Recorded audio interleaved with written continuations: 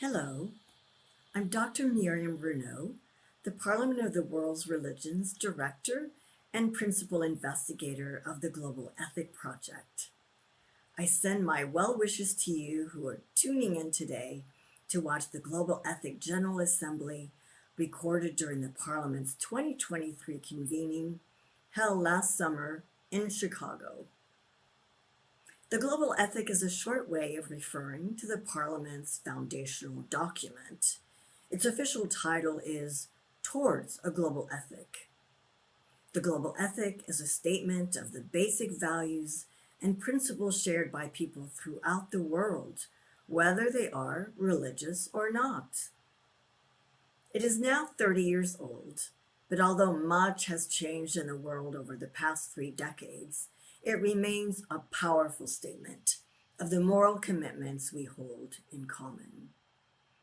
I'm sure many of you would agree that every faith tradition asks us to treat others humanely and to follow the golden rule. Several other ethical demands or directives are at the core of every world religion. Do not lie, do not murder, do not steal, and other familiar directives. The global ethic takes these basic ethical directives and elaborates what each involves. All in all, it calls for a commitment to a culture of respect for life, a commitment to a culture of truth and compassion, a commitment to a culture of economic justice, a commitment to a culture of women's rights, and a commitment to a culture of care for the earth.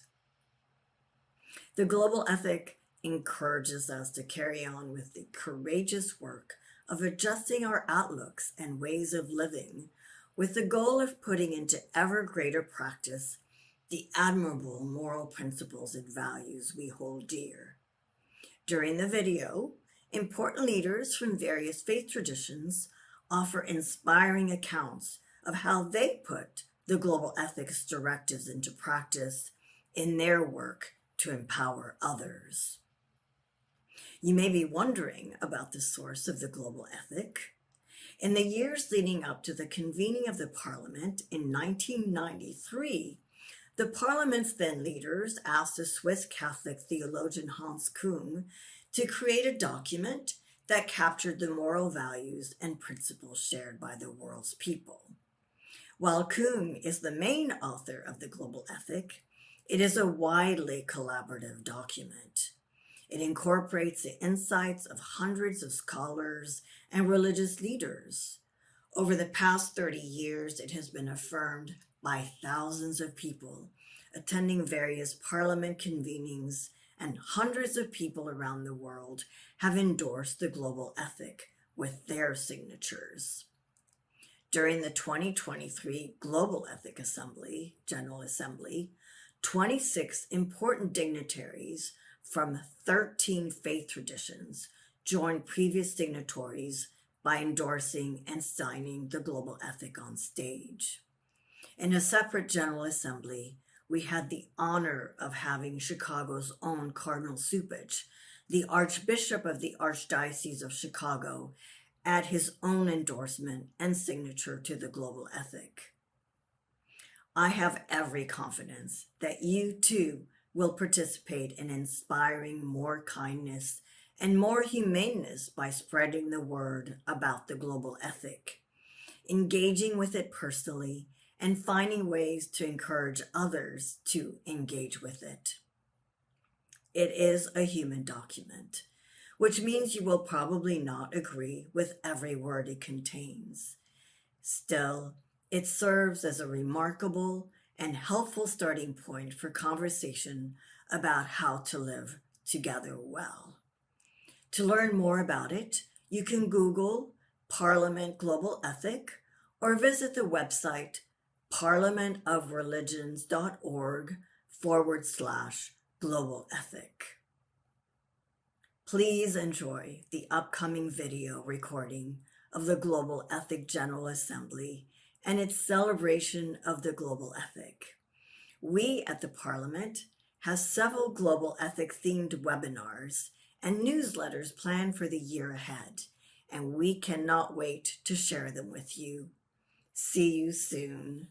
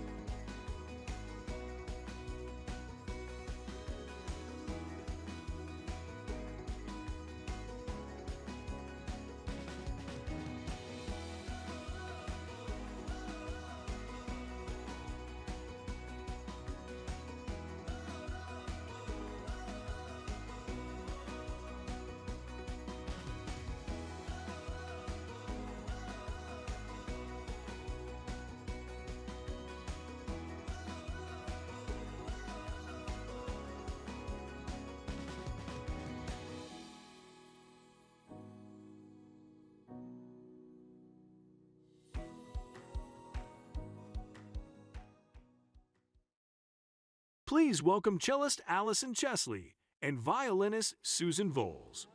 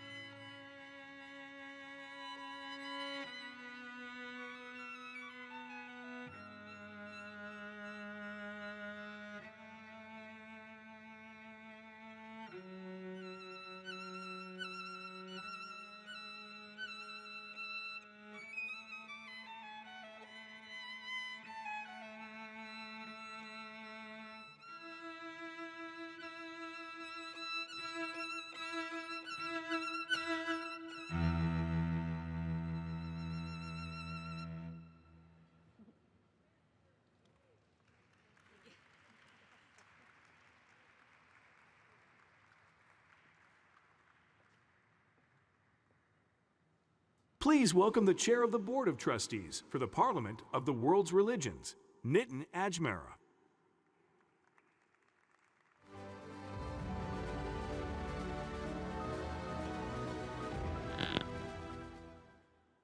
Good afternoon, ladies and gentlemen. We're all here. I know it's lunchtime. I know we ran a little longer on our opening plenary, but that's the power of all of us, right? When we get together, time is just a medium which makes us come together. And in this medium over time, world has decided and agreed upon what is the way we should interact with each other.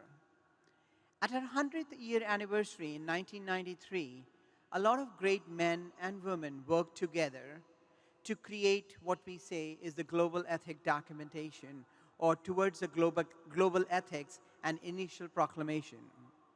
Over time, that document has become our signature document and is the guiding principle under which the Parliament of World's Religions operates. It is what we live by. It is our barometer for everything that we do, and it is our yardstick to make sure that we do not ever cross that. That document continues to get enhanced as society takes new shape and form and new areas gets added up. I here cannot do justice to talk about the Global Ethic Document and all the work that goes on, because I am just introducing this plenary to all of you for something very important, because unless and until we work together to operate in best of our ways with each other, there is no harmony. There is no celebrating the humanity with all the differences we have. At this point, it is my utmost pleasure to bring to you the Secretary of the Parliament of World's Religions, Reverend Charlene Manuel. She's also the head or the committee chair for the Global Ethics Committee, and it is under her leadership that in the last few years, we moved the Global Ethics Committee to a full-fledged committee and not just a task force. Welcome, Charlene Manuel. Thank you so much, everybody.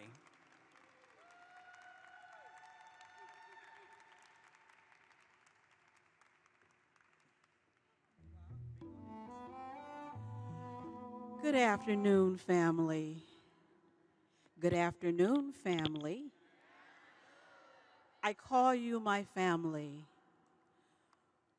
When I attended my first parliament in 2004 in Barcelona, what I came away with is I have a family all around the world. Some of those names I will never know, but I had this great sense and awareness that we are a human family living on this wonderful planet that we call home, our shared place of living, loving, existing, and being.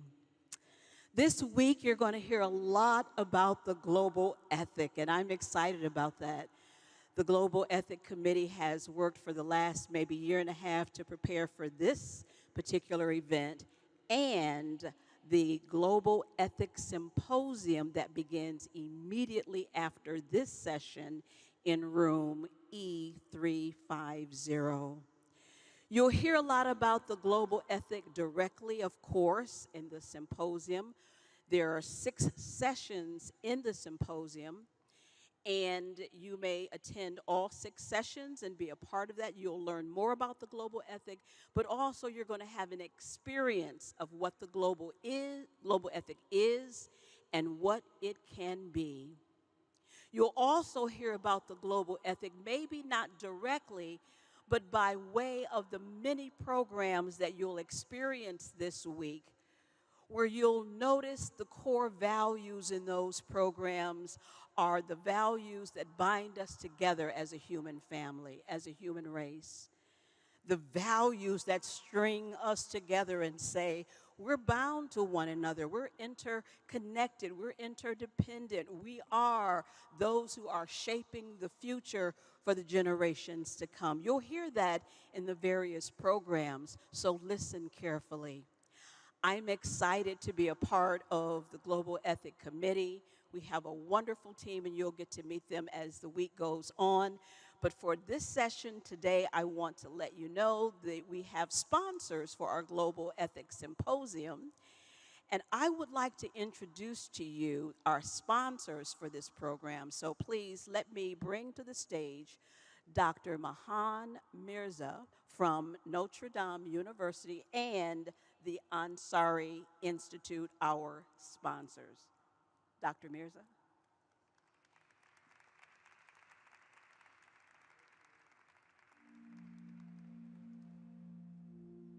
Good afternoon. Good afternoon. So this is my first parliament, and it's an honor for me to be here representing the Ansari Institute and the University of Notre Dame. As a Muslim at a Catholic university that values diversity, I recognize the importance of respecting norms that are different from one's own, but also of having norms that are shared and universal. There was a time when Catholics and Muslims were at war. Today, we are here at the Parliament together as one delegation, which also comprises Hindus, Sikhs, and Baha'is.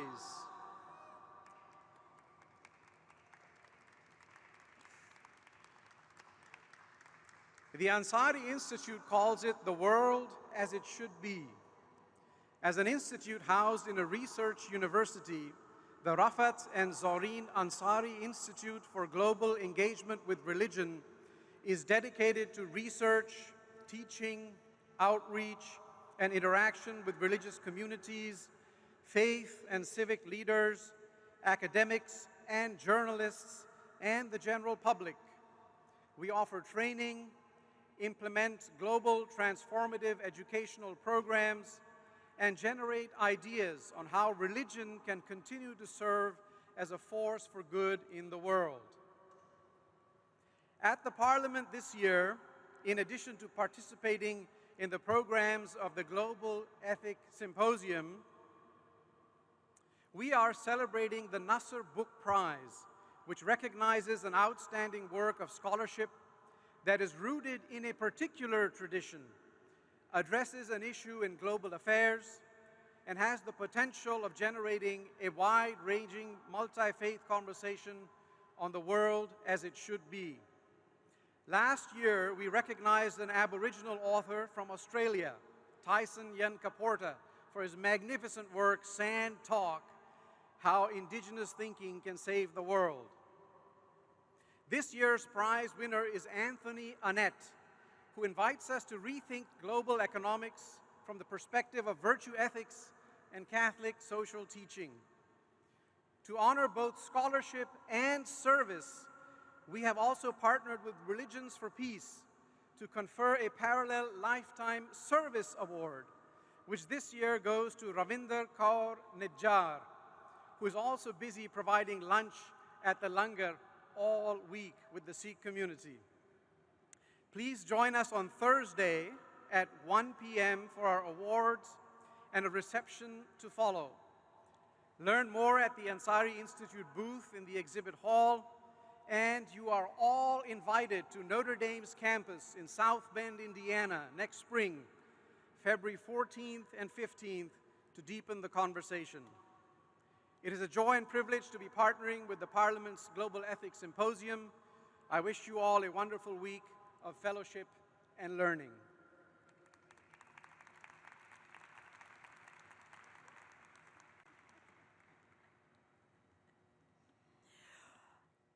This afternoon, you're going to have a wonderful experience.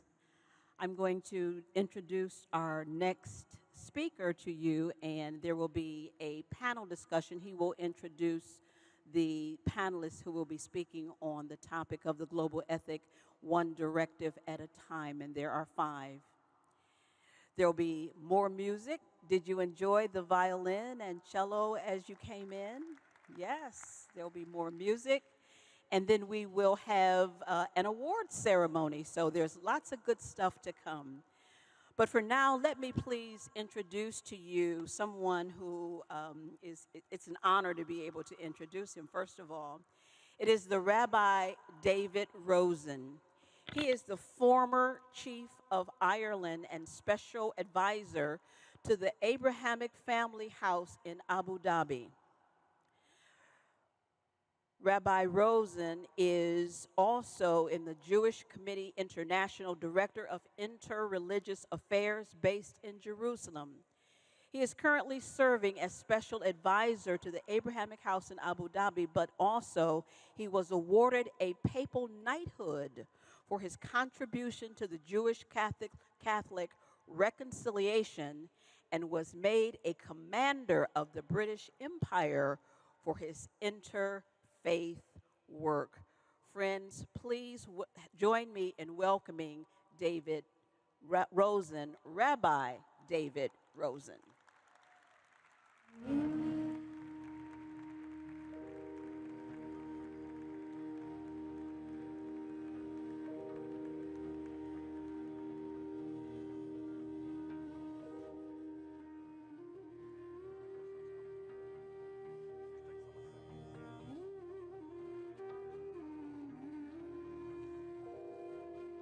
One of the great things about these footlights is you have no idea how many people are in front of you. So I'm amazed at such a wonderfully packed audience at this time of the day. As you have heard, the Global Ethic is celebrating its 30th anniversary, and it really is a remarkable document. It's perhaps a sign of the times that some of the most salient, significant, inspiring documents that have ever been written are not adequately known to the vast majority of our world. And that even goes about those within our own relevant religious communities, because this is an amazing document in terms of drawing on the wisdom of our respective religious traditions and beyond it also from modern enlightenment, and highlighting the commonalities that we share. It's been very important also for me to be able to demonstrate, often to the more skeptical with my own religious tradition, how much, in fact, we do share in terms of the various spiritual heritages and the responsibility for us to work together to be greater than the sum of our different parts. We have here a wonderful panel, and therefore, if you are here a part of this audience, you are very privileged, and those who are not are missing a great deal. With us are knowledge keeper Lewis Cardinal, right next to me, who comes from the Woodland Cree First Nation in northern Alberta. He is a communicator and educator dedicated to creating and maintaining connections across cultural divides. His work earned him the Queen Elizabeth II's Diamond Jubilee Medal for public service. As you have heard, as I'm a commander of the British Empire, though heaven knows what of the British Empire still exists, we're sort of, to some extent, in the same club. Next to him is Steve Sarovitz, a businessman and philanthropist, obviously with a significant cheer supports presence, and he is also a practicing Baha'i. He founded Palo City, a leading US provider of payroll support, and he is also co-chairman of Wayfarer Studios. And next to him is Arshad Khalid, who holds a Master's in Divinity from the University of Chicago, local man, and is a well-known interfaith scholar and practitioner. He's previously worked with various state and national bodies on interfaith issues, including the White House Special Advisor, the Catholic Archdiocese, Religions of Peace, and Parliament of the World Religions, to mention a few. Next to him is Karma Lekshit Somo, who is the renowned and much-loved founder and past president of Sakyadita, International Association of Buddhist Women, and director of the Jamyang Foundation, an education project for women in developing countries. She is, of course, a scholar and teacher of Buddhism, of world religions, and of comparative religious ethics. And last but very much not least, we have Kekashan Basu, who is a Canadian environmentalist and human rights activist born to Indian parents. At the age of just 12, she founded a global social innovation enterprise called Green Hope Foundation that works at grassroots levels today in 28 countries. In 2016, she won the International Children's Peace Prize and was named a UN Human Rights Champion. In 2021, she was named a Teacher of Peace by Pax Christi, Toronto. And in 2022, she received Canada's Meritorious Medal for her human rights and environmental justice work. So they are going to address the different directives of the global ethic, and they will come up here and hopefully keep to the time allocated. And if we are lucky, we will have some time for a little bit of exchange between us. So it is now my pleasure to call on Knowledge Keeper Lewis Cardinal to address Directive 1 and Respect for Life.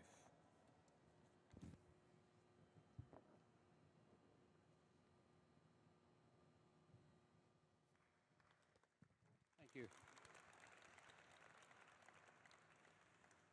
Well, I want to thank my esteemed colleagues and panel members to share space with me and to share their thoughts with me. I also want to do this.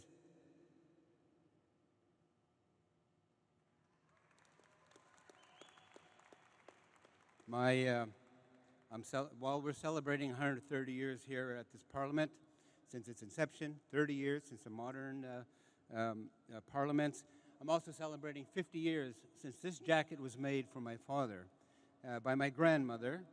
And so it's very, very dear to me, and I've asked her to be with me today, so I wore this jacket to commemorate her as well.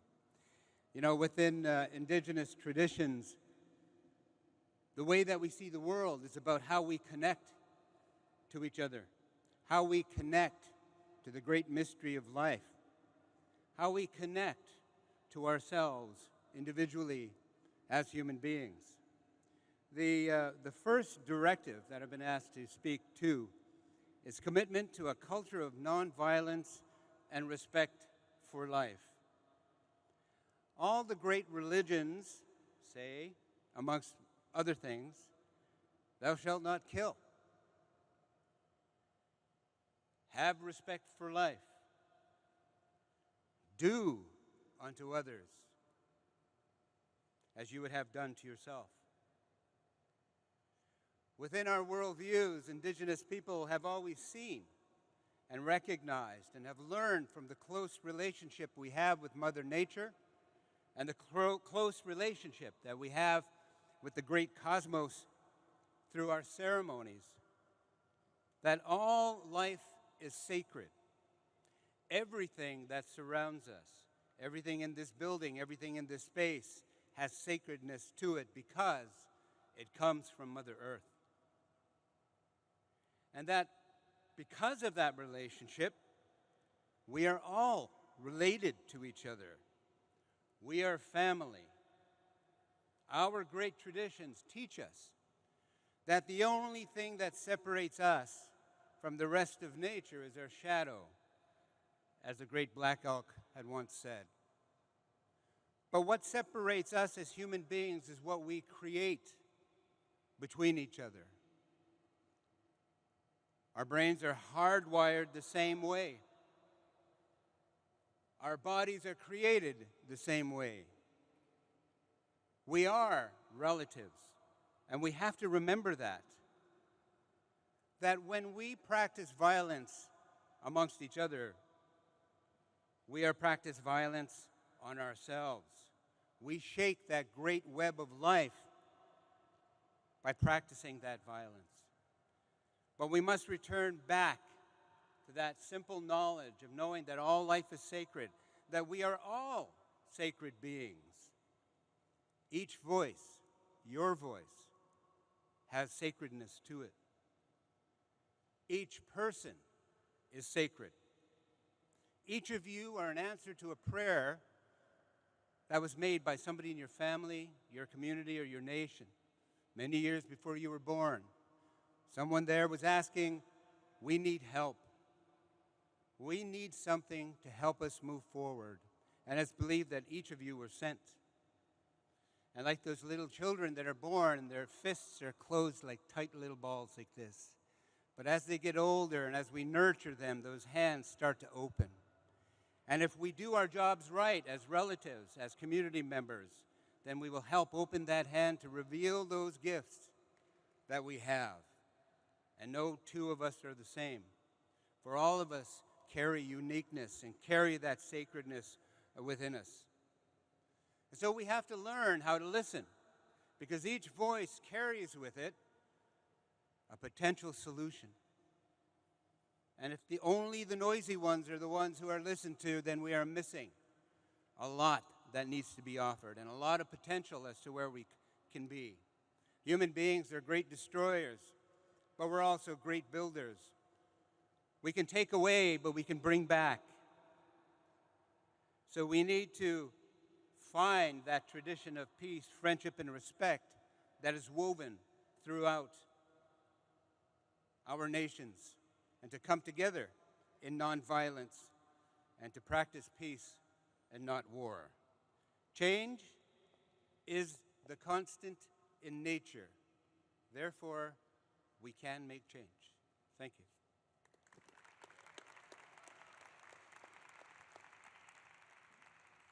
It is now my pleasure to call on Steve Sarowitz to address the Directive 2 on economic justice.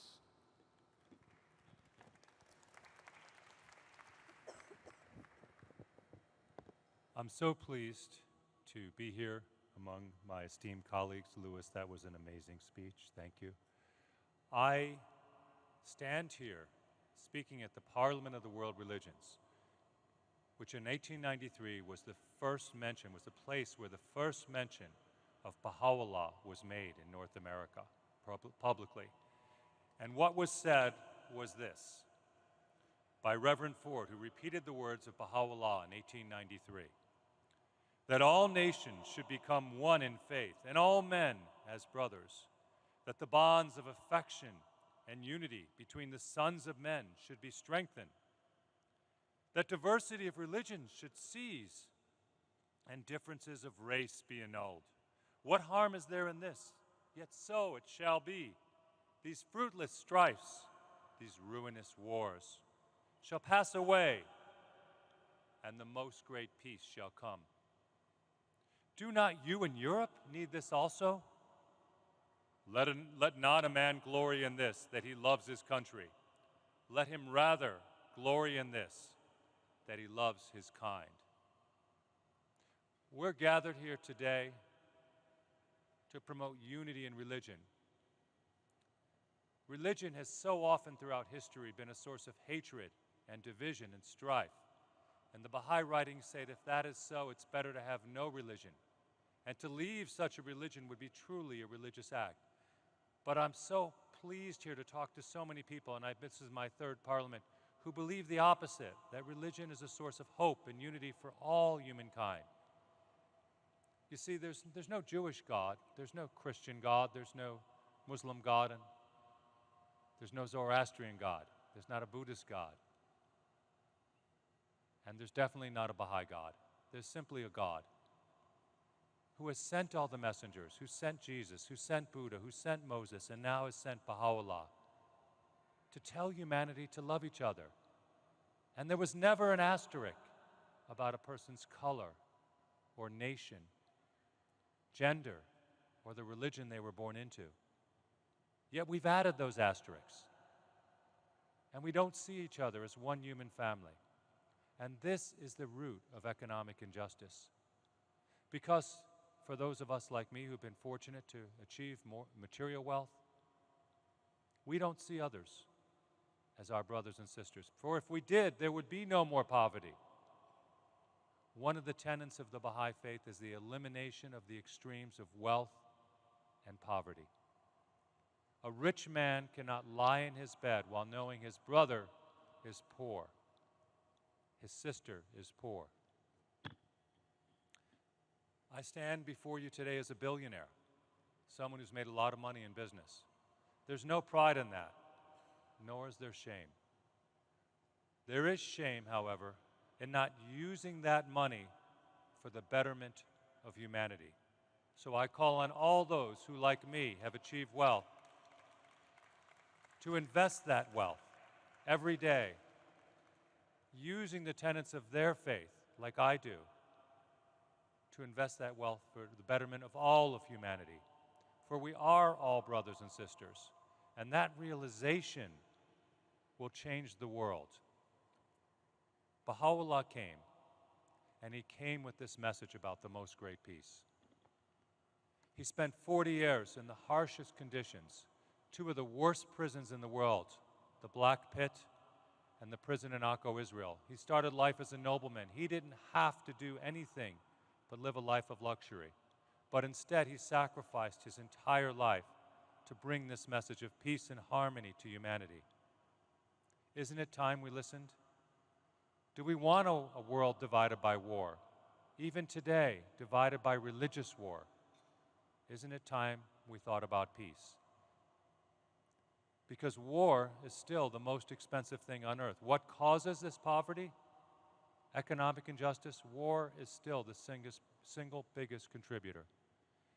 When we realize we're one human family, when we realize that this message of Baha'u'llah that he brought to eliminate racism, to eliminate sexism, to eliminate nationalism, and to eliminate religious prejudice must be put in place, we will achieve peace and we will achieve economic justice. Thank you.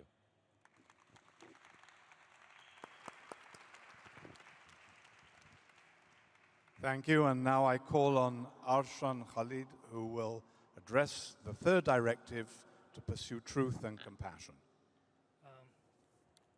Good afternoon, everyone.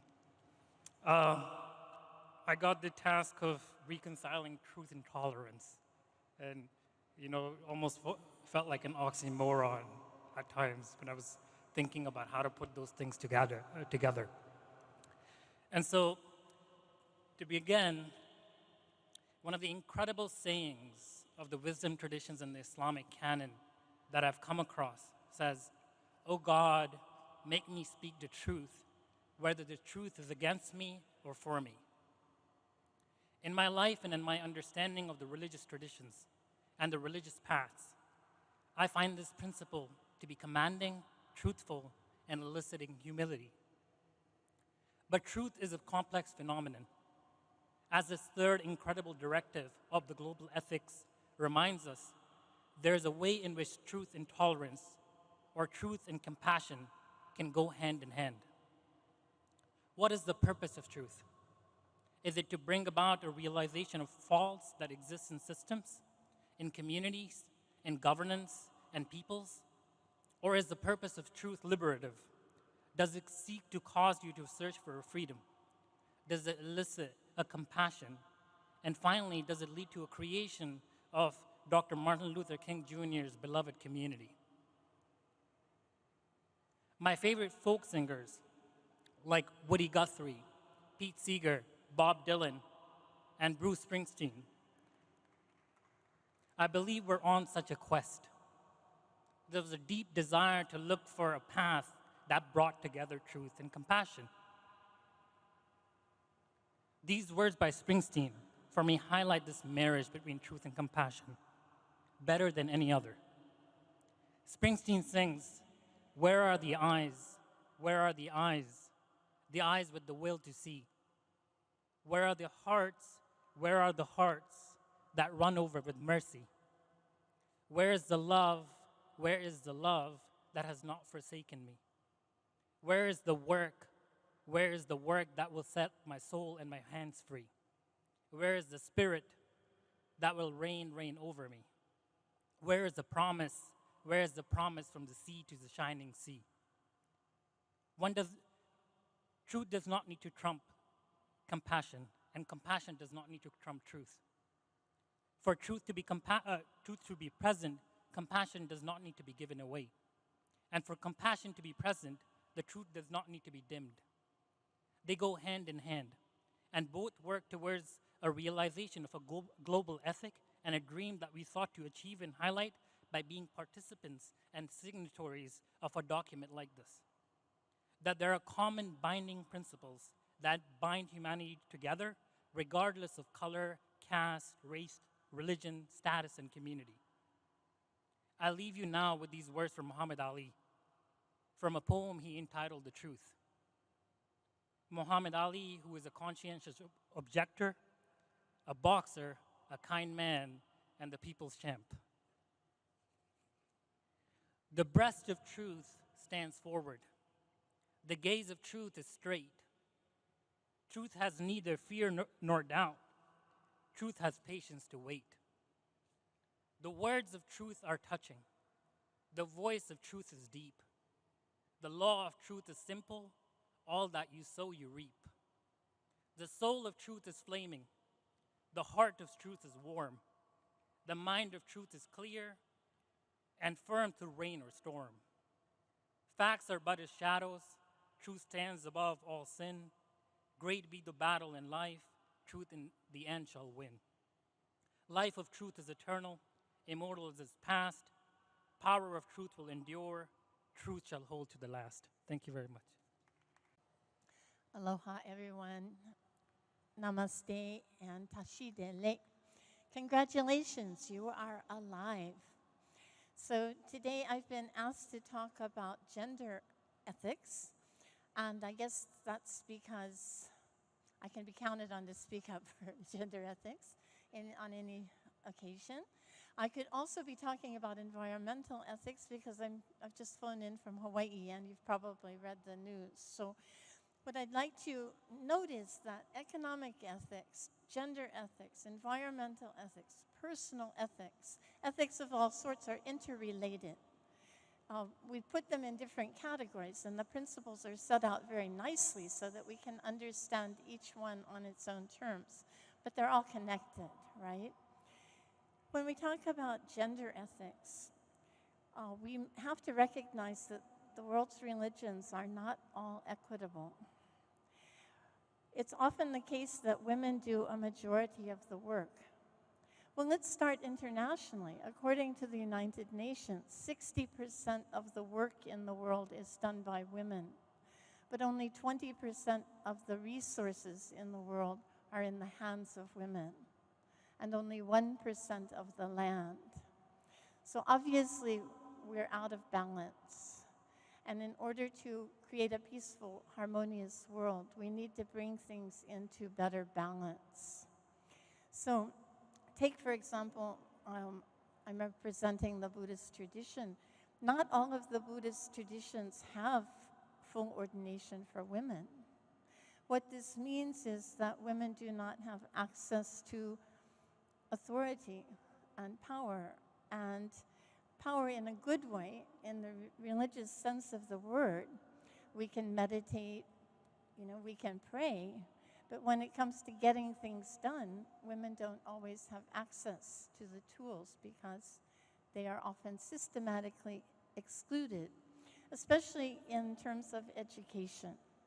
It has been the case that historically women have been excluded from religious institutions. In the Buddhist world, education was in the monasteries, and those monasteries were only for men. So how do the women learn their own traditions? Because they don't have access to education then, they rarely evolved as teachers. And heaven knows we need more and more people teaching loving kindness, compassion, wisdom in the world, ethics in the world. So it stands to reason that women need access to education. And then we can be better servants of humanity. And so we've been working on it. We have, in 35 years, through Sakadita International Association of Buddhist Women, we've made great strides. And now women are really moving forward and have access to a lot more education than before. Many are emerging as teachers, and it's beautiful to see teachers, women becoming teachers of other women, and also of men. So this has been a great breakthrough. But we're still facing challenges in terms of ordination. So if human rights includes religious rights, and women don't have access to the tools of their religious traditions, then women don't have full human rights. You see the logic, right? If we don't have access, full access to our traditions, then we don't have full religious rights. Therefore, we don't have complete human rights. Our human rights are being denied. And it's not just in the Buddhist tradition, as we know. And it's not in all Buddhist traditions. In some traditions, women do have access to full ordination. So it's possible. The Buddha himself gave ordination to women. So what went wrong? We're trying to, yes, to recover the Buddha's original intention to include all people. And when we talk about gender equity, we have to talk not only about women and men, but also two-spirit people and also trans people. Are we really as open-minded as we think? We need to examine ourselves also. And then we can also become, because all of us, in a sense, even if we don't take a position as a religious leader, just by being here, all of you are leaders in your own traditions. Sometimes quiet leaders have more effectiveness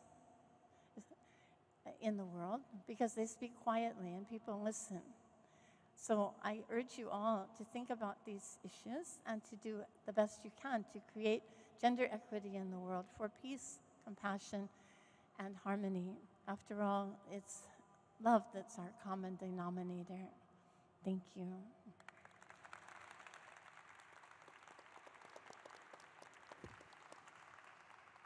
Thank you so much. And now I call on Kehasha Basu to address the fifth directive, Care for the Earth. This fifth directive, of course, indicates how this document is dynamic because it was added in 2018 at the Parliament in Toronto, and I think is a reflection of how far we've come over the course of time. Thank you, Rabbi Rosen, and hello, everyone. As the youngest trustee of the Parliament of the World's Religions in its 130-year history, I am truly delighted to share this space of healing, of love, compassion, and empathy with all of you. I speak to you today out of my lived experiences of over a decade and a half that has revolved around a commitment to a culture of sustainability and care for the earth, which is, in a sense, the fifth directive of the global ethic that begins with the phrase, "The world is in agony." And it is this agony that I felt as a 7-year-old when I saw the image of a dead bird with its belly full of plastic, shuddering at the thought of the bird's agony in its death throes. It actually acted as a cathartic moment for me and propelled me to take action, engaging my fellow children in a movement that over time evolved into the Green Hope Foundation that is now a global social innovation enterprise spanning 28 countries and working with over 500,000 people whose mission is based on the principles of the fifth directive, wherein young people are encouraged to to understand that a good life is not a life of amassing material possessions or outsized consumption, and that education about the environment and sustainable living should become part of the school curricula in every country of the world. But despite the fifth directive stating that, the world is plumbing new depths of planetary agony with each passing day. And as we sit here in this plush, air-conditioned auditorium, let us pause for a moment and include in our thoughts and prayers the countless, faceless millions who are suffering from the onslaught of climate change, biodiversity loss, and pollution, those who are suffocating in the sweltering heat waves across the world, or drowning in flood waters, or those who are being pushed deeper into this morass of poverty, exploitation, hunger, and abuse by this triple planetary crisis, which is amplifying pre-existing inequalities and, of course, having a disproportionate impact on women and girls. But despite all of this, change is still possible. And Even though the window of opportunity gets smaller with each passing day of inaction, it is possible to bring about change. It requires ingenuity, and above all, it requires intent. And our work is testament to that. And as an example, using clean energy innovation, our solar grids have quite literally brought back light into the lives of thousands in marginalized, rural, climate vulnerable communities in least developed countries and small island developing states, restarting schools that had shut down during the pandemic, powering solar irrigation systems in drought-ridden communities that, combined with our sustainable agriculture programs, are providing livelihoods to the people within these rural communities, empowering women as entrepreneurs through our sewing centers. And a combination of all of these efforts has led to us being able to successfully implement local circular bioeconomies that not only regenerate the local environment, but also ensure the self-reliance of the community, driving progress in a way that is net zero. We see every day how important it is for us to have education for sustainable development as the driver of behavioral change so that we can ensure a commitment to a culture of sustainability and care for the earth. Because many of our planetary systems are already in a state of collapse. Thousands of species have already perished because of overconsumption and pollution. We live in a world where we may soon run out of clean drinking water. And that is not a faraway threat anymore. Even as we speak here, there's thousands of Indigenous people in Canada and the US who don't have access to clean drinking water. We see the forest fires at our doorstep. The typhoons and sea storms are battering North America and Europe with the same ferocity that they do coastal Asian countries. So the apocalypse that our movies have been made about, that may soon become a reality if we don't act now. And that is why the fifth directive of the global ethic assumes such ominous significance, because it quite literally encapsulates the danger that we are facing now. Time is indeed running out, and it is absolutely imperative for us to act with love and compassion as stated by the fifth directive for fairness and justice for the flourishing of the whole Earth community. Thank you.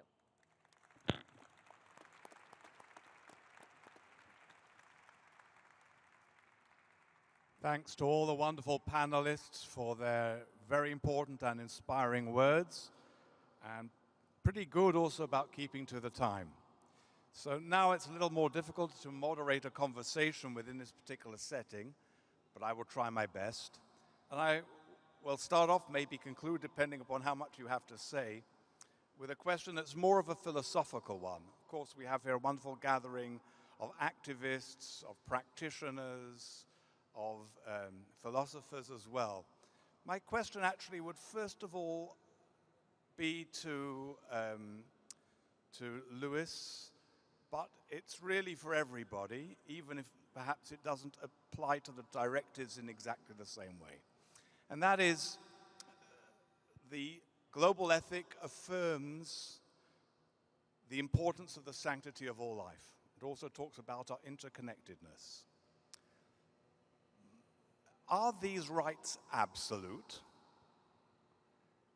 If they are absolute, then how does one deal with conflicting interests where one right might come into clash with another right? If they are not absolute, then what criterion do you have from your own tradition and from your own experience to prioritize in terms of advancing the principle of the sanctity of life and of human rights? Thank you. It's a very good question. I believe the way that I've been taught is that these are absolute rights. They are a part of our human tradition and our human conditions. What makes it difficult is that when we do put our own self-interests ahead of things, what mitigates that is ceremony and the practice of ceremony. And one of the ceremonies we really don't talk about is dialogue. The dialogues that we need to engage in when we come to crossroads where we have conflict between these absolutes, what goes first and what goes second, is something that really needs to take place in deeper conversation. It takes time. Oftentimes we set false deadlines and time frames to address particular issues. And when we do that, it doesn't allow the space for a solution to be found. So if we are aware, one, that our ego is at play when we try to assert certain things over another, and two, when we don't give enough time and process to have those dialogues to really find that solution, that is when we have those difficulties and those pressure points. So I do believe that when we engage in meaningful conversation and purposeful conversation, that we can find our way through that. In fact, I think that's the only thing that we've been able to do as human beings, is that when we've sought solutions, that we've taken that time to pursue them through that act of communicating from human to human. And that's what we can do to make the changes that we'd like to see. Thank you. Steve? This is a global problem. This is not a problem, as you mentioned, in Asia or North America. This is a global problem. And global problems require, as you said, meaningful conversations on a global level. This requires global governance. This requires the acknowledgement by all of humanity that we are a single human family. And my wife is actually on the board of the Sierra Club Foundation. And they are very adamantly and very passionately trying to fight for the environment. But the problem is they fight one problem, then they fight another problem. It's like a game of whack-a-mole. They find one, they fight it, they find another one, they fight it. If we are not unified, then we cannot fight any global problem. And our problem is lack of unity. We are divided to this very day into tribes. And it's tribes based on religion, tribes based on race, tribes based on nation, tribes based on politics in this country.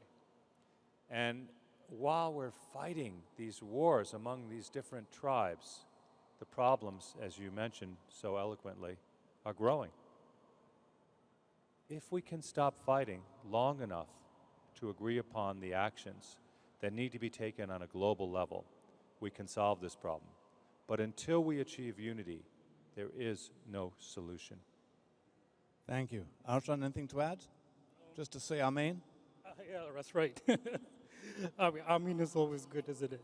But I was just, to that question of the rights, I was like, one of the things that I was thinking of, like, was the idea that, like, a couple of weeks back, I saw this article, and it was talking about how from Niger, in West Africa, from Niger to Chad, it takes about 18 hours on a flight for nations that are right next to each other. And I was looking at that, and that it costed more to fly from Dakar to a West African nation than to fly from Dakar to Paris. And I was thinking of that if that was taken away, we pay $100 on Spirit Airlines to get to Florida, and that, like, if in that part of the world, if those things were removed and those things were assisted upon, the amount of, like, business and communicability and increased interaction and all of those things. So, I mean, in terms of, like, that beautiful question of that absolute right, I mean, like, for me, like, it feels like there are all these, like, building blocks, and, like, to begin from, like, step one, I guess, like, there has to be, like, a equitable thing across the board. And for some reason, I'm thinking a lot about sub-Saharan Africa, and that, takes $1,200 to get to the next nation. And so, yeah. Thank you. Karma Electric, let me just bring it, the question a little bit more to both for you and for Kakashan, to the environmental dimension. In as much as if we say we're all interconnected, and if all is sacred, and animal life is sacred, and inanimate life has a sanctity, then how do we resolve the clash where interests are not necessarily completely at one, and synonymous with one another. Well, to the first question, I was going to say that Buddhists don't do absolutes. You know, things are contextual, they're relative to the situation. So the same would apply to environmental ethics. The Buddhists take it down to the personal level. Our actions have consequences for us as well as for the community. So we call it karma, yeah, the law of cause and effect.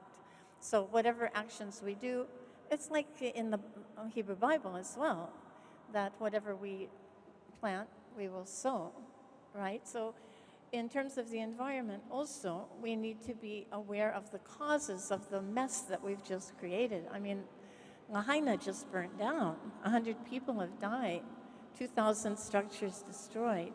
But the causes are in greed, with the corporations taking over lands, the golf courses taking the water.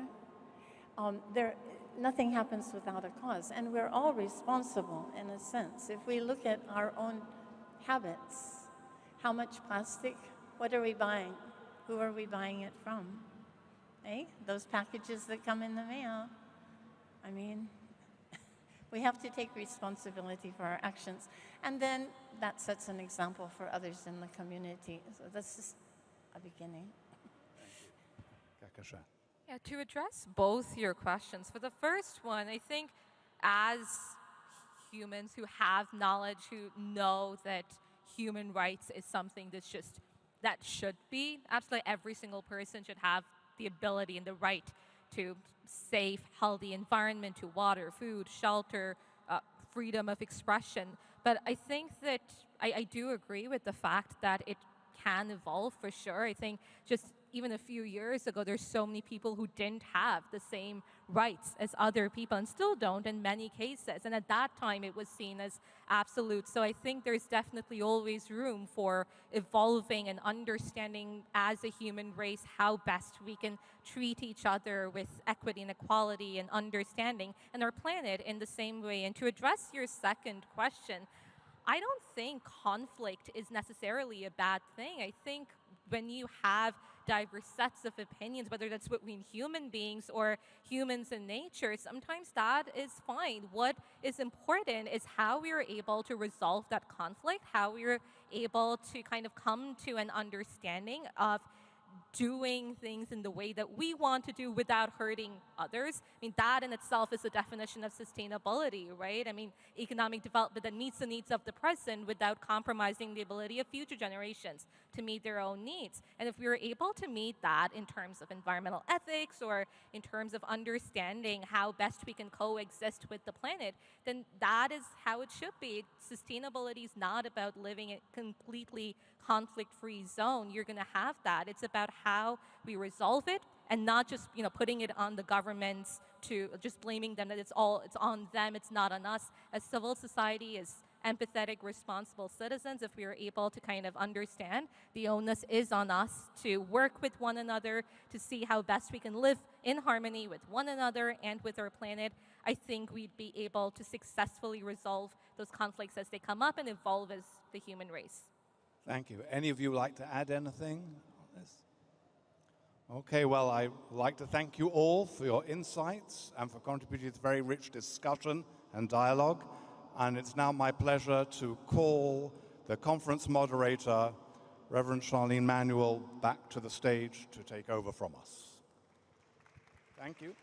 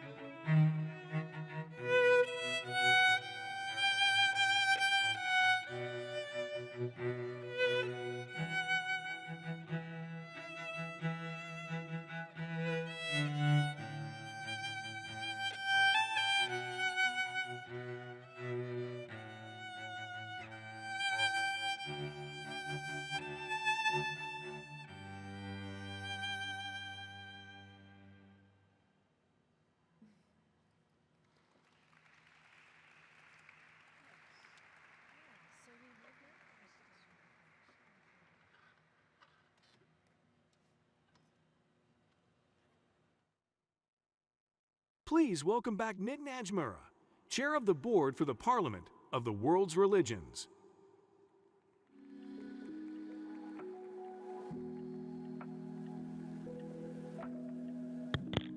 What an amazing panel discussion and a beautiful music. Here we now come to our award presentation ceremony of the Global Ethics. And it's my honor to share the space and breathe the same air for the Hans Kung Outstanding Contributions to the Global Ethic Award. The Hans Kung Outstanding Contribution to the Global Ethic Award recognizes the significant contribution of the late Swiss Roman Catholic theologian to the Parliament of the World's Religions signature document towards a global ethic and initial declaration, now commonly known as the Global Ethic. This award honors the crucial role played by Dr. Kung as a global ethics principal author and tireless advocate for nearly 30 years. Dr. Kung launched the project of writing the global ethic by calling for peace between the religions and sharing his conviction that moral commitments already held in a common by the religions could serve as a starting place of the agreement.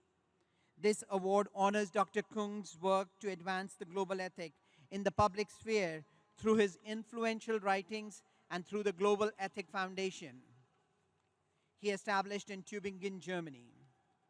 Recipients of this award are selected based on their exceptional record of advancing the global ethics through their academic and other writings, by fostering dialogue about its commitments, and by increasing understanding of what a world will still in strife holds in common.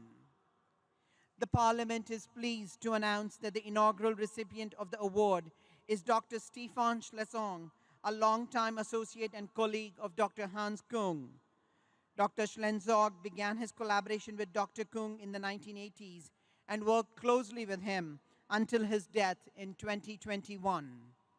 Dr. Schlesong serves as the Secretary General of Dr. Kung's Global Ethic Foundation in Tübingen, Germany, and oversees the foundation projects, many of which are designed to help young people put the global ethic in action. Please join me in congratulating Dr. for the recipient of this award.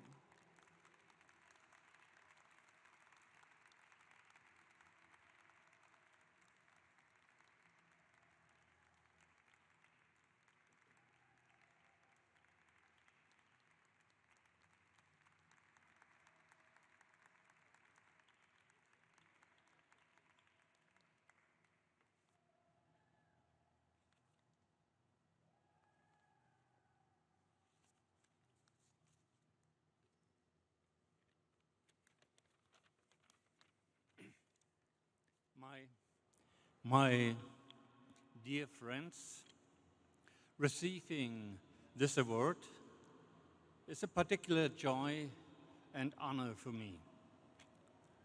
It is an award which reminds us of Dr. Hans Kung and recognizes his achievements in terms of developing the idea of the global ethic and make it known right across the world. But it is also an award which encourages us in the face of all opposition we currently face worldwide to campaign for peaceful coexistence in and beyond our societies and for joint ethical standards. With this in mind, I would like to quote Hans Kung, who would be particularly delighted at this award being presented. Hans Kung said, "The Global Ethic Project is a vision. It shows how a better world could and can look. It is a vision for the future.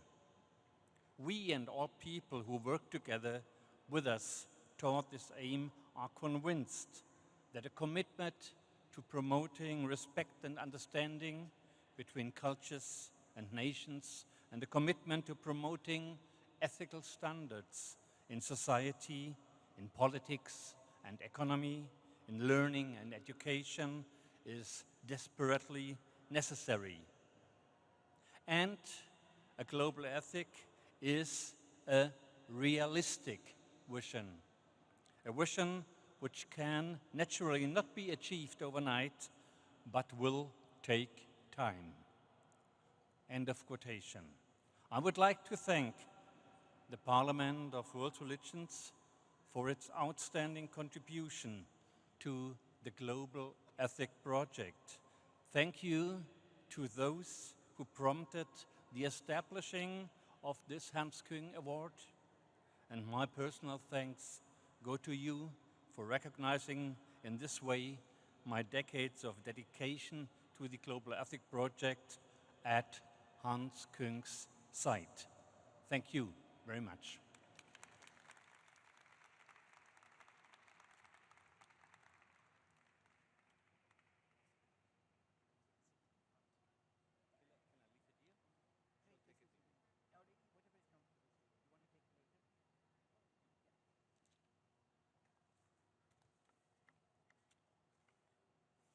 On to our second award. The Very Revered Thomas A. Bema Outstanding Contribution to the Global Ethics Award recognizes the significant contribution of the American Roman Catholic Archdiocesan priest to the Parliament of the World's Religions signature document towards a global ethic and initial declaration, also now known as the Global Ethic. The late Reverend Bema was one of the Global Ethics' early supporters and authors. The award honors Reverend Bema's exemplary and inspiring commitment to living out the principles of the global ethic during his many decades of service as vicar for the ecumenical and interreligious affairs for the Archdiocese of Chicago, USA. Reverend Bema touched countless lives, inspiring others to work together with respect and harmony. He left the world a better place. Recipients of this award are selected based on their exceptional record of advancing the global ethics and of improving the lives of others by putting its ethical commitments into effect through their own work of service. The recipient receives a cash award and an engraved plaque. The Parliament is pleased to announce that the inaugural recipient of the award is Dr. Daniel Gomez Ibanez, who worked closely with Reverend Bema as the first executive director of the Parliament and who was a co-author with him of the Declaration section of the Global Ethic. Dr. Gomez Ibanez was one of the key leaders who organized an international convening in 1993 here in Chicago, the Parliament's first convening since 1893. Most notably, he served as the executive director of the Parliament in 1993. Dr. Daniel Gomez Ibanez was unable to travel to Chicago to be with us, but he has sent a video message. But first, we welcome Dr. Daniel Olson, Director of the Office for Ecumenical and Interreligious Affairs of the Archdiocese of Chicago. He worked very closely with the Very Reverend Bema and will share some words about him. Please welcome Dr. Daniel Olson.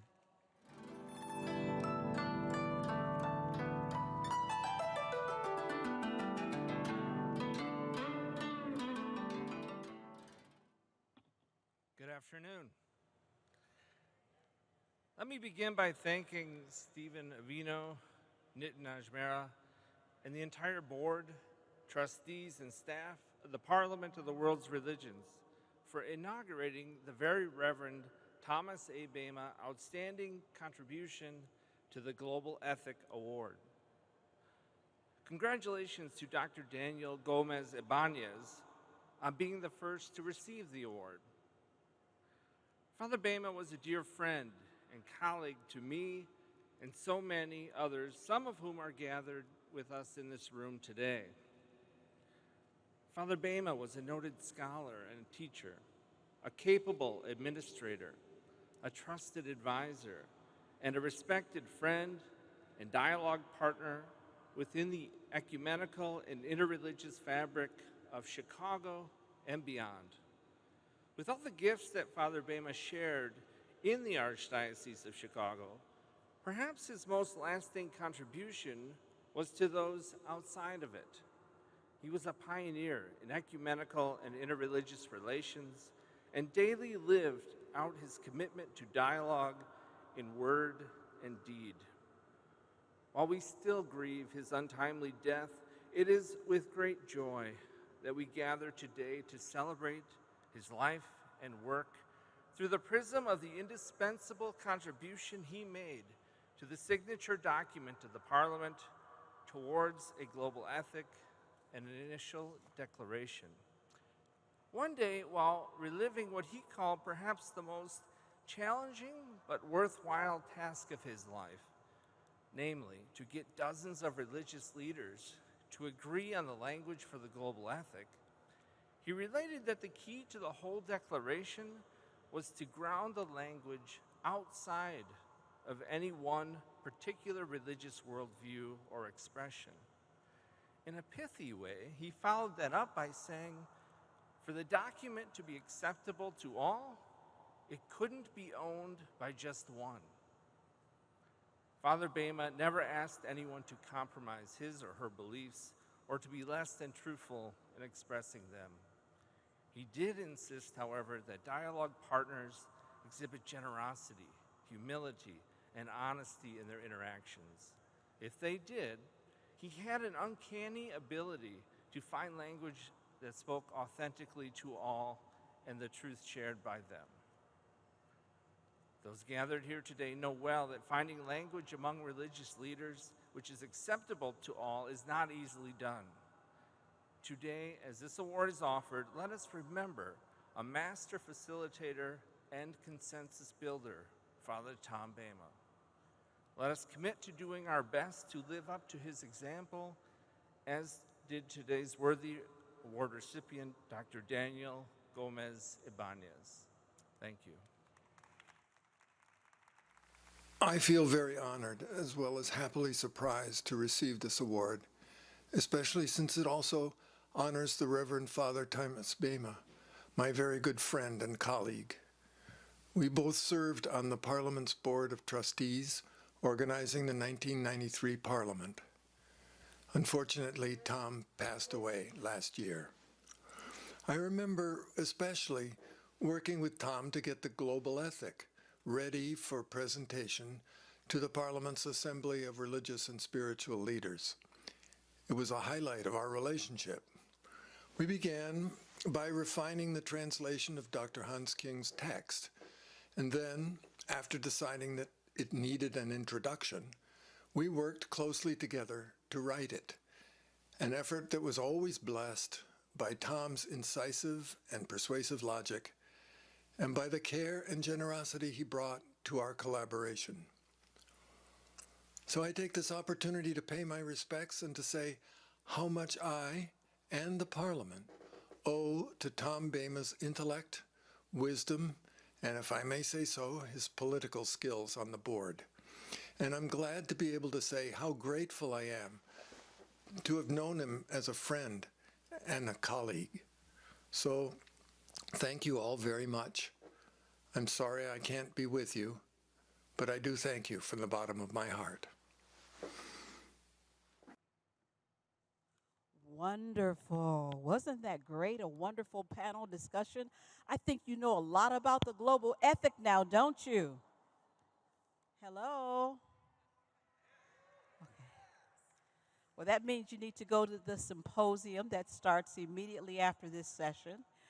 Directive 1 in room E350, so you can start on the journey of the Global Symposium.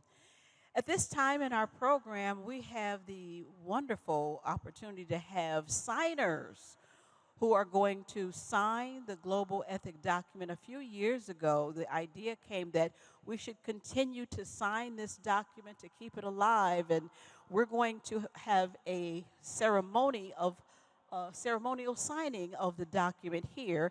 Those of you who are not asked to come up and sign, you can tune into is that up there? No, that is not.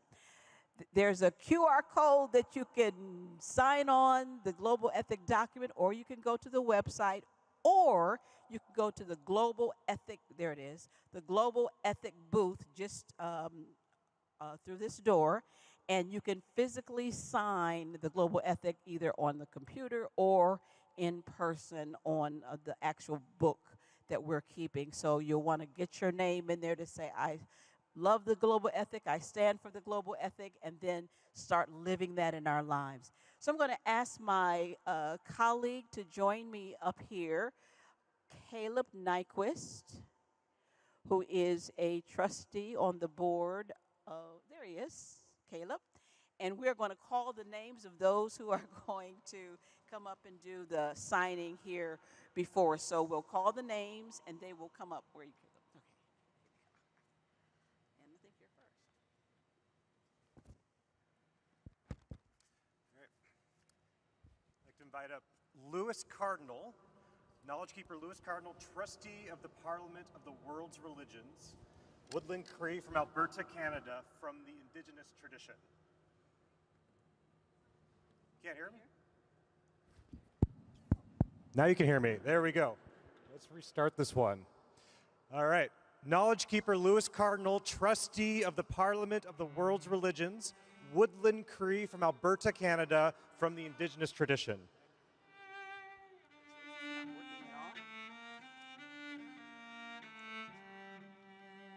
Nitin Ashmira, chair of the Parliament of the World's Religions, from the Jain tradition.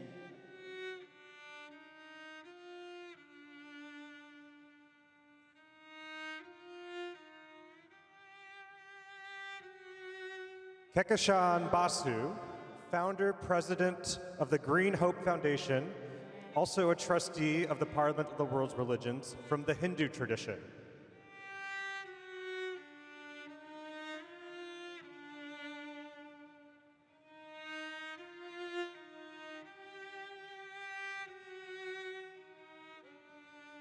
Elder and Pastor Bobby Rush, former member of the United States Congress, 1st District, from the Christian tradition.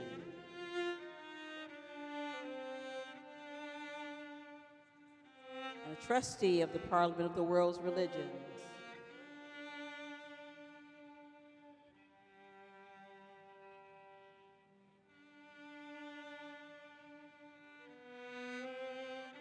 The Reverend Elizabeth Eaton, presiding bishop of the Evangelical Lutheran Church in America, from the Christian tradition.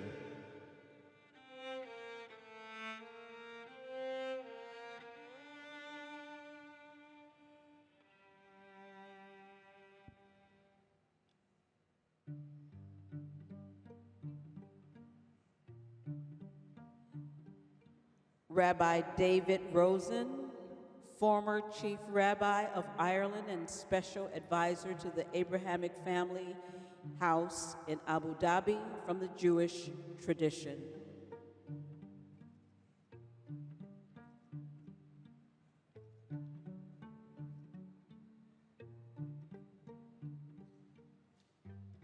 Tarina Kaur Ahuja, co-founder and executive director of the nonprofit Young Khalsa Girls, from the Sikh tradition.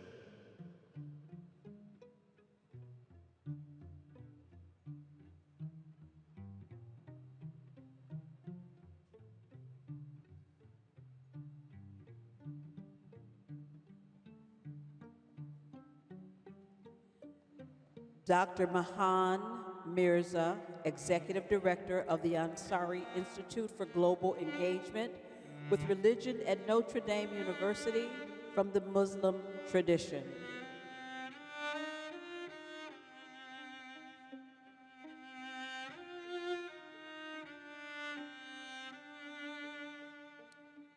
Steve Sarowitz, co-chairman of Wayfarer Studios, from the Baha'i tradition.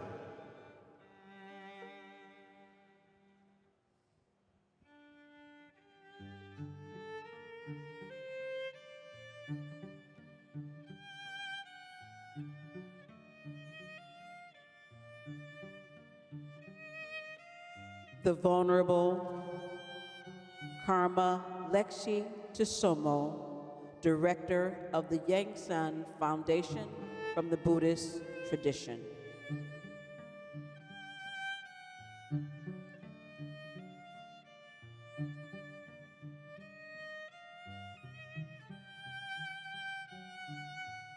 Swami Yatidharma Anda, a disciple of the 1993 Parliament luminary Swami Shidananda, General Secretary of the Swami Sivadan Siva Samiti Sivanan Ashram in India, from the Hindu tradition.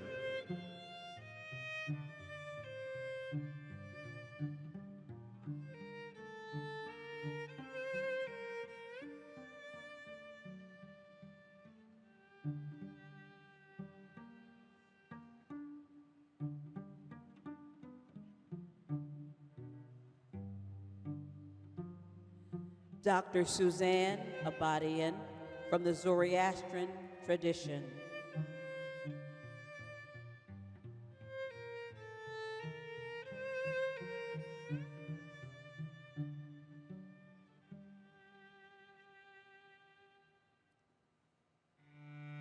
Bonnie Dougal, official representative of the Baha'i International Community to the United Nations, from the Baha'i tradition.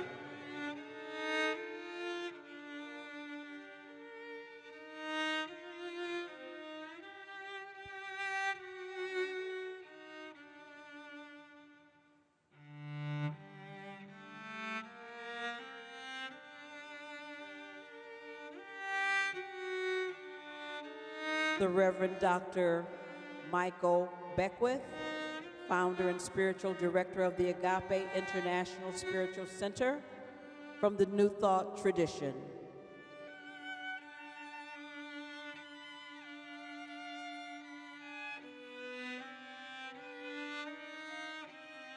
Venerable Dharma Master Shi Yuan, from the Jingzi Abode in Taiwan, from the Buddhist tradition.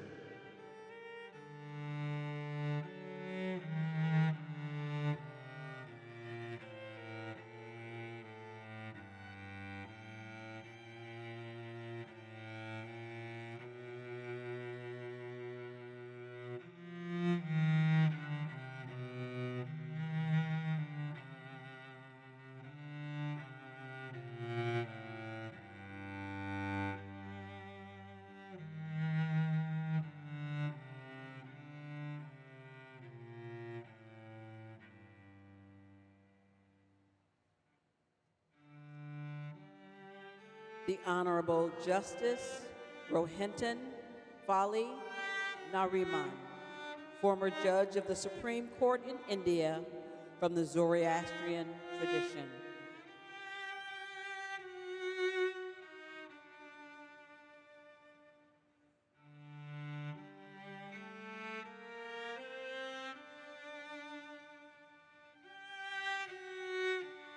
Great-grandmother Mary Lyons, Anishabe Ojibwe, elder and wisdom keeper, from the indigenous tradition.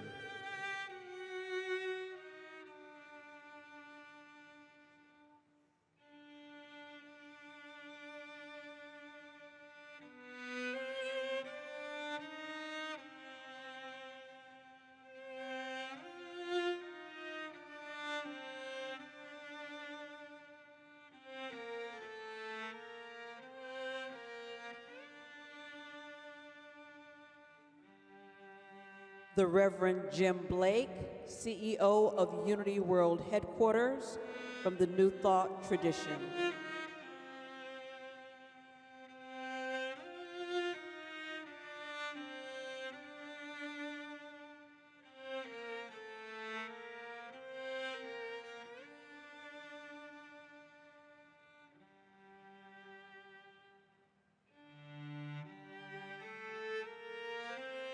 Dr. Stefan Schenslag, PhD, Secretary General of the Global Ethic Foundation in Tübingen, Germany, from the Christian tradition.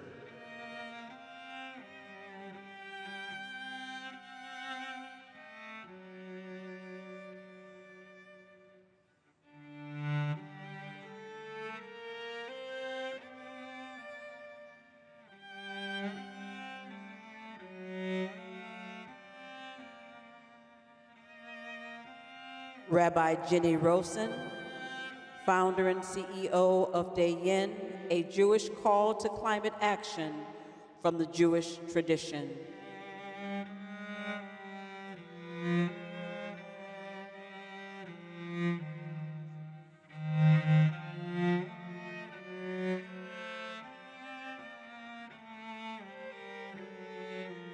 Arshan Khalid, Master of Divinity graduate from the University of Chicago from the Muslim tradition.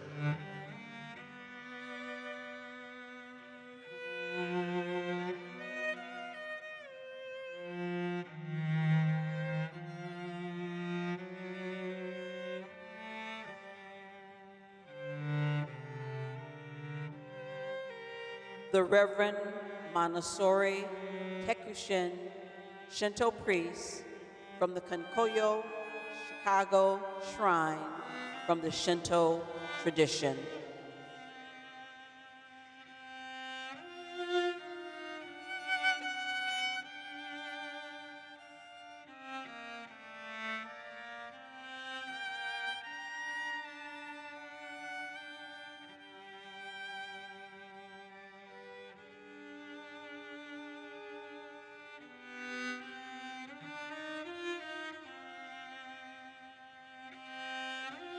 Ahmed Rehab, Executive Director of the Chicago Office on the Council on American Islamic Relations from the Muslim tradition.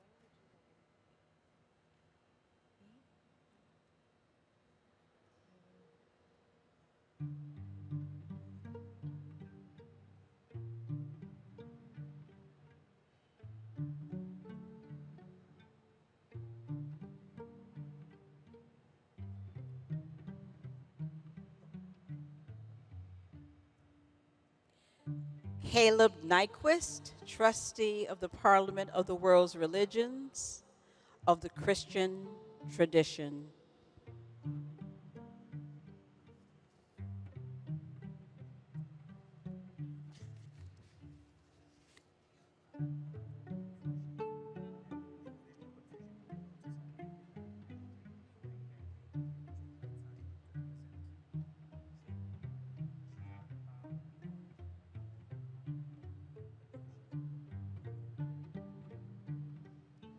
Jian Bao Wang from the Confucianist tradition.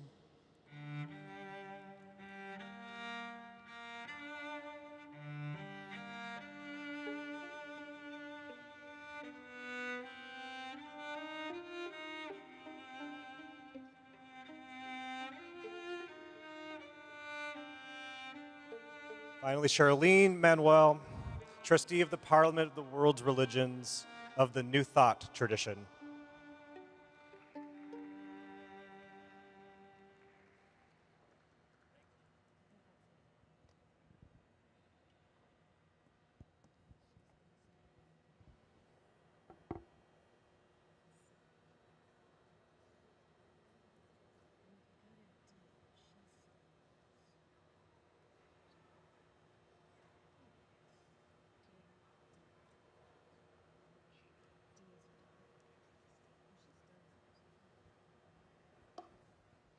Thank you, Caleb. Let's give all of our signers a wonderful hand, a wonderful thank you for your willingness to take a stand for the global ethic. Just a few announcements as we bring our program to a close. Again, the Global Ethic Symposium, there are 6 sessions to the symposium, so please check the program so that you can follow and take each one of the sessions. You will love it, I promise. The first directive begins immediately after this program, 3:30, room E350. So please continue the journey of the global ethic. And I want to just take a moment and thank all of those members of the Global Ethic Committee. I know we may not all be here, but if there are some of our Global Ethic Committee members, would you stand so we can give you a thank you for your wonderful work? Miriam Renault is back in the green room, but we thank her for her hard work and dedication to the global ethic. Thank you all so much. So as we bring this part of our program to a close, I'm going to invite you to open your minds and open your hearts. We've been here this wonderful day and shared many thoughts on what the global ethic is, but it gives us an opportunity to bring our energy, our effort, our consciousness together and be here as one human family, visioning a world that works for all, visioning a world where all people feel loved, respected, appreciated. As we go about this week, it is our prayer that you will discover new friends, that you will meet individuals maybe that you've never seen before, but that there's a kinship and you feel it, you sense it, you know it. Maybe you'll just smile or maybe you'll introduce yourself. But this is a place where we're home and we're together. I invite you this week to search within yourself to find those answers to the questions you need so that you may be the best that you are in your community and lift up the entire community and planet. Dear friends, I thank you for being here and just knowing the truth of love, because that is the most important thing of all. Love is the answer. Love is the way. Love is the truth that we experience.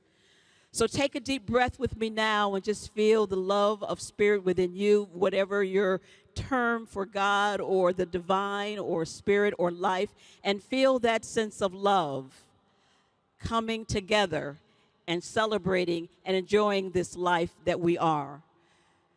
Love is the answer.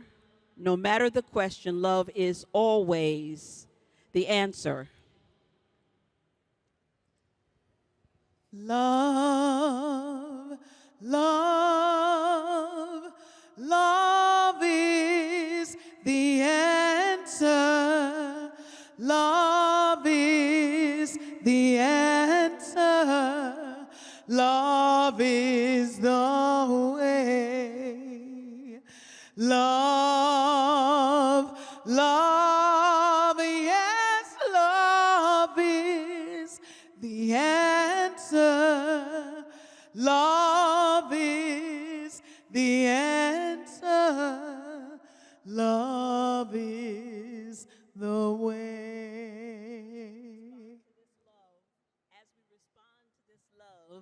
As we respond to this love, we will find ourselves at a place of recognizing there is peace. From love rises the peace that is planted in our hearts from the beginning of time. That we walk this planet knowing that not only peace is possible, it's here right now. We turn to it for ourselves. We turn to it and we see it in the minds and hearts of each other. Peace is the way. Peace, peace, peace is the answer. Peace is the answer. Peace is the way. Peace, peace, yes, peace is the answer. Peace is the answer. Peace is the way. When we find that love and we feel that peace, a joy rises from deep within our spirit, and we can't help but smile. We can't help but be better than we were before. So as you experience this week, may you feel the love, the peace, the joy that is ours for the sharing with each other. May you enjoy this week with family. We are all one. God bless you and thank you all for being here. See you soon. Love, love, yes, joy and love, the answer. Joy is the answer. Joy is the way. Yes, love, love, love is the answer. Love is the answer. Love love is